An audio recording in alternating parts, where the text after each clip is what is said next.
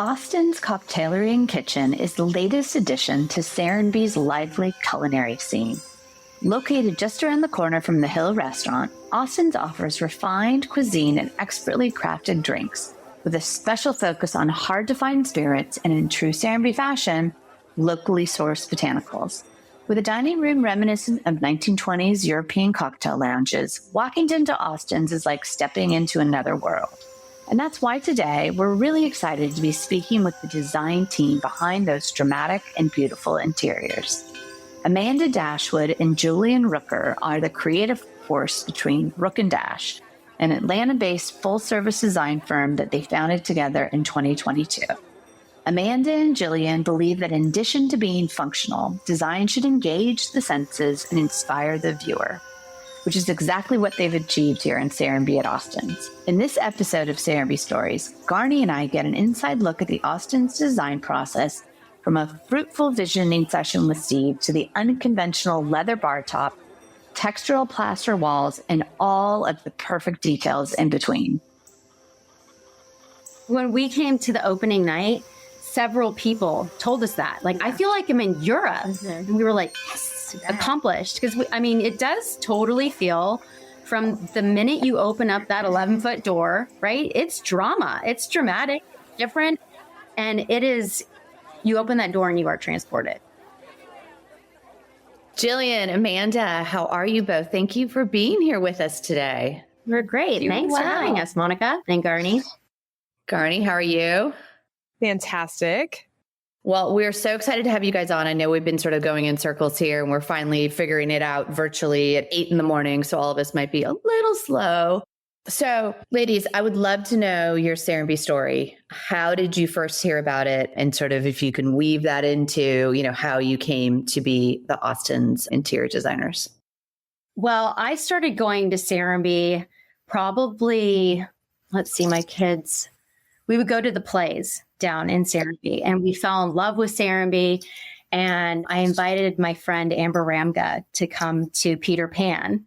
And she fell in love with Serenbe so much that she decided to move to Serenbe. Yes, she's my neighbor down the street. Right. So I had a great excuse to visit Serenbe often. She decided to build a house there and hired Rook Dash to design her house. And that has been a great journey and a great experience to meet some of the Serenbe neighbors and community and explore nature and the hikes in Serenbe, as well as the food scene. So that's been really fun. Jillian and I, starting with Rook Dash, we started in 2022. Mm-hmm. So it's been a great journey for us because we used to work together at a larger hospitality firm and decided that we really liked each other and wanted to start a business together. And it's been really great. And let's see how did we hear about Austin's? Did we hear about it from our friends, our local architects? Yeah. So Luke actually emailed us. Yeah. Luke emailed you all. Luke is the architect. Luke is the architect and is a small for Austin's.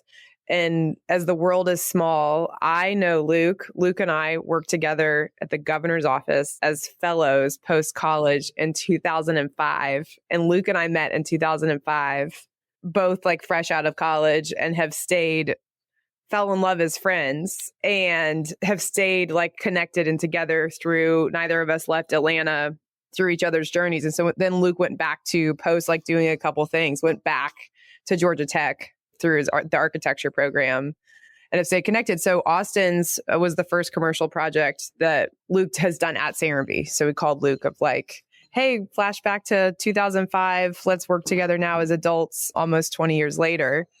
And then we had landed on an interior designer that just didn't have time for Austin's. And so we were like, who can we find? And I called Luke and said, okay, we want to find someone with a fresh perspective, like Steve, my dad, Steve Nygren always prides himself back like to the peasant days of whether it was from interior designers of like giving them kind of first jobs and finding fresh blood of people who aren't stuck in certain ways. So I said, okay, Luke, this is one of your first like restaurant commercial projects in Serenbe. Who can we find? that has a fresh perspective that isn't just like doing all of the restaurants in Atlanta. And you all were one of two names that he sent. And I didn't even know that you were doing the Ramga's house or that like you were connected to Amber when he sent your name over. So I was like, okay, let's reach out. Let's do it. So that's how they found out about, that's how you all found out about Austin's. Luke's name in the hat. We didn't even know you had that relationship with Luke, or I didn't know that. That's awesome. That's really sweet. It's such a small world because Josh, Luke's business partner, is actually my neighbor. He lives like 4 houses down from us. Oh. So small world. Yeah. And I've only like spent a couple times with Josh and met Josh through Luke. So that's why it's such a small, tiny world. Yeah. I feel like Atlanta is a bit of a village, people, we all cross over. Well, design world is even smaller, right? Yeah. So when you guys got the opportunity came across your desk, you were already down here working on Amber and Devin's project. Did you know kind of like the concept, or had you had any idea of what Steve wanted? Like, because I think that process is probably pretty interesting to work with not only any business owner on a beautiful new space, but Steve has really sees what he sees, and to try to get somebody to pull that out of him, I know personally can take some doing. So tell us a little bit about the project, the process, and what's different about it for you guys. Yeah, definitely. It was our first time working with this team. So we had to, figure out how we could work with them in a way to extract that information, to understand what they wanted. We knew what the floor plan mostly was going to be, with the big sort of iconic bar and then some seating around it. So we kind of had the idea of like the flow, but we did not have, Amanda and I had no idea what they wanted as far as concept initially. So we had a great session with them. We called it like a visioning, like story session, to get that out of them. We were in the space, which was really important. And we pinned up probably 100 photos, right, on the wall, and walked around with Steve and the team. And he pointed at pictures that he liked and pictures that he didn't like, and what was the direction he wanted. And he was very, very specific about what he wanted. He wanted it to be very glamorous. He wanted it to be luxurious. He wanted this like elegant, that's timeless, right? But that phase of design is super important to get exactly what the ownership wants. I think there was some talk of like Copenhagen in there and Europe, and there was just like a lot of different ideas flowing around. So we had to, pretty much take all of this stuff that we were listening in on and distill it down to what they really wanted, which is always kind of like our favorite part, to really hone in on that story. So yeah, that visioning session is pretty cool. Pretty fun. That's great. And it is, just for the listeners, like this gorgeous long bar that I think 19 plus seats with a leather top, and then these beautiful booths throughout, which I think is so cool because who doesn't love a booth? And then there's just this crazy big 11-foot tall metal door that's on a pivot that sort of sets the tone as you walk in. Had you been doing hospitality projects, or had you been doing 100% residential? We come from a hospitality background. Okay. Together, I don't know how many. A lot of restaurants in Atlanta, all around the Southeast. Yeah. Probably since like 2011. However, at the time, so I think we were approached in 2022, we were probably 50-50 or maybe 70-30, doing more residential than hospitality work. But when we got the call, I think we did our like silent dances. We were so excited. We kind of knew this project was going to be amazing. So we were really excited about it. It was like a great location plus doing a hospitality project. It was like the most perfect blend of what we wanted at the time. We were so excited. That might have been our first restaurant together. One of them. Yeah. No. Well, it was Rook and Dash. Yeah. As Rook and Dash. Yeah. Right. So is that a goal for the business to sort of stay 50-50, or is it just, it's really about the project and the client as well when you're going out? Jillian and I really like a balance. Like doing a lot of hospitality work is something that we don't want to do. Doing all residential work is something that we don't want to do. We love having that balance because it is a different frame. It's just a different way of working. The residential clients, it's a really intimate process. You're dealing with somebody that's going to be in the space for a while, right? They're going to touch that counter every single day. But hospitality is dream work. Like it's conceptual design. It's, dramatic. You get to have a lot of fun. So to have that kind of balance is really nice. So we'd like to keep around 50-50 if we can. Right now, we're pretty heavy on commercial work. So Okay. Well, in a hospitality, you have the opportunity for the public to really, enjoy it and to sort of hear a different kind of feedback and reactions, I would imagine, versus, Amber has a party and we're over there and we see it and we love it, but it's a different feedback loop for you guys because you may not be in that space. Is there anything that like is sort of your favorite or, in the space that you just loved or? You want to go first? Gosh, it's so hard because I really like all of it, but obviously the bar. I was going to say that 3-inch thick bullnose leather bar top that it was Steve's idea. I will give him the credit for that 100%. Yeah, because we proposed a natural stone. Like a beautiful marble. And he had just gotten back from Charleston and saw a leather bar top. And we were like, are you serious? That's how we felt. I was like, yes, okay. We will research this. We will figure out how to make it work and how it's going to be durable. And we will do this. Yeah. But it's just so unexpected, right? Mm-hmm.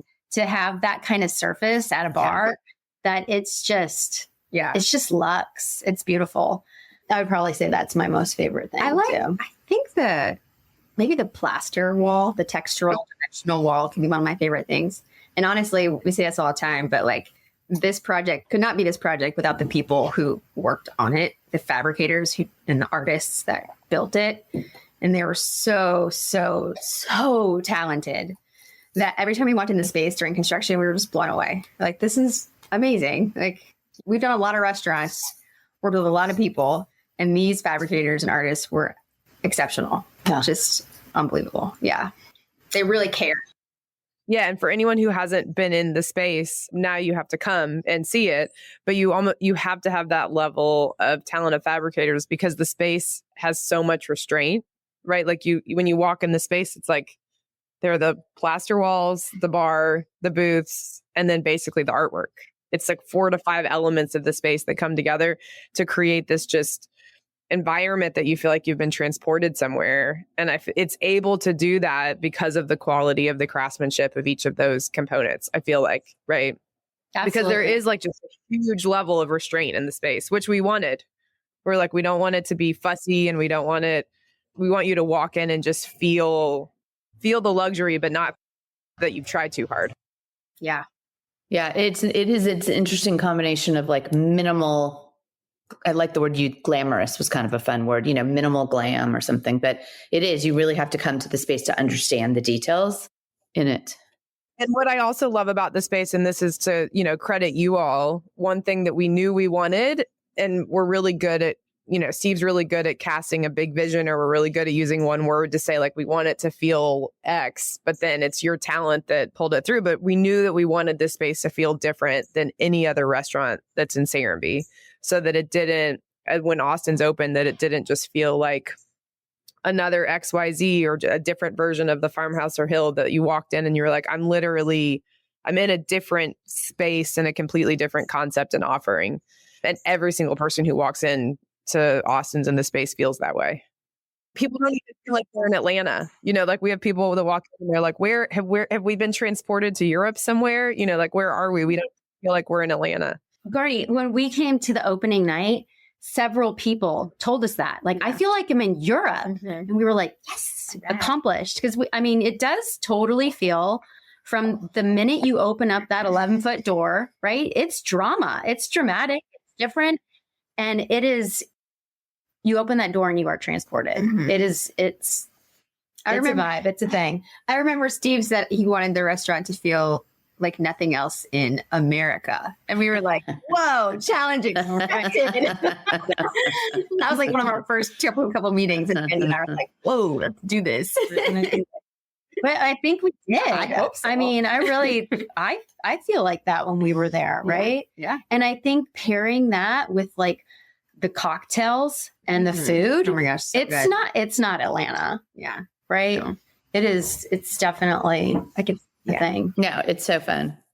Yeah, I've heard multiple people say like this is brave, which I love, like brave from like the space to the menu and brave in a good way of just like it's not expected, right? Because so many people get stuck in the safe of like doing what feels safe or what's expected and don't depart from. But I feel like that just ties into everything that Serenbe is. For everything that we like do next, it's depart from what has been successful and go into like the next level and deliver something that is unexpected and that is brave and that is stunning and glamorous and that people want it. They didn't know they wanted it, but they want it. Outside of work, what do you guys sort of do in Atlanta? What are you sort of up to? Obviously, when you start your own business, it can be all consuming. But tell us a little bit about sort of what else you guys have done up in Atlanta, passions, and then down here that when you do come down and you're not working, what's your outside life like? Right, good question. Well, her mom. Does it exist? I'm consumed, I think, with children's lives right now, right? Yes, that is all encompassing. So I think Amanda and I, since becoming moms and becoming business owners, we've gotten a little less adventurous, unfortunately, going out in Atlanta like we used to. We always say to each other, gosh, we really need to get out there.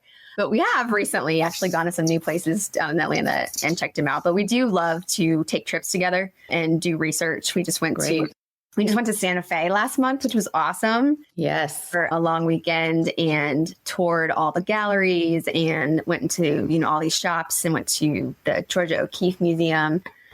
Did go to a spa and checked out the beautiful We had to research the spa. Of course. We love doing that. We have plans in the near future at some point to go overseas to Europe together. We've been talking about it. We're always trying to kind of keep our eyes open, ears open. Both. Yeah, for the new spots and stuff. We just went and toured a really cool hotel in Old Fourth Ward. So we love to kind of, even if we're not working, we sort of are obsessed with design and art and all that stuff. So we're kind of constantly in that world. But, I'll spend a lot of time on a solar field, this one.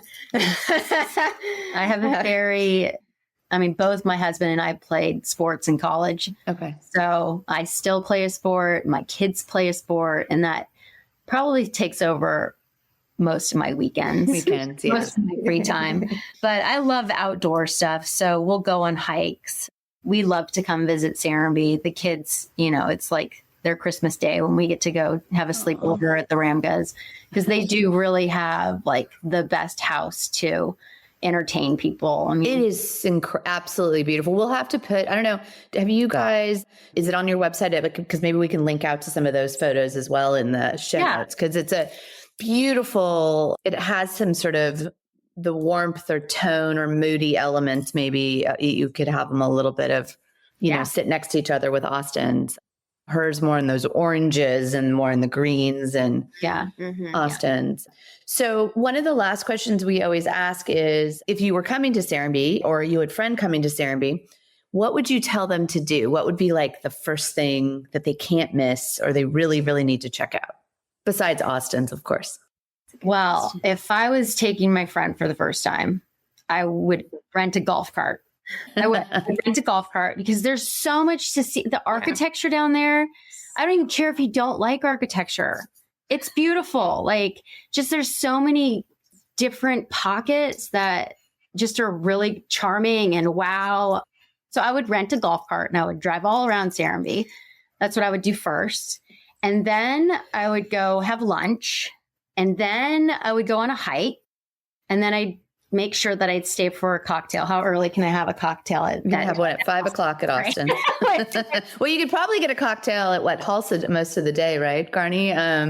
But 5 o'clock is sort of like Hill. Well, farmhouse bar might be open. Yeah. No, I mean, there's the outdoors is why you come down to Serenbe. And we have so many like patios to sit on and for, food and drink. But you're right, the nature. Right. And I feel like, when my kids were really small, we were doing different things that matched my lifestyle with the younger kids. And, when I'm with my adult friends, there's so much to do. So it just depends like what you're looking for, right? Because there is so much to offer. I went down there a few years ago, and I would recommend like just going for a yoga retreat. That was so lovely. I spent the day I can't recall what the building was that I was in, but it was like connected to the outdoors and it was beautiful. And it was like, okay, Were you at the stables? stress gone. Actually, I think I was. You're at I think I stables. was. Yeah. Stress gone. Love Yes. Yeah. And then we had lunch. You get is it the Blue-eyed Daisy? the farmhouse or the inn? The inn. Yeah. And yeah, farmhouses, great for lunch. Yeah. It's awesome. Well, ladies, it's been so much fun to get to know you guys a little bit better. We are absolutely thrilled with the Austin's work is beautiful. And so we encourage everybody to go. And thanks for coming on, you guys. Thanks for having us. It was really great to talk to you both. Yeah.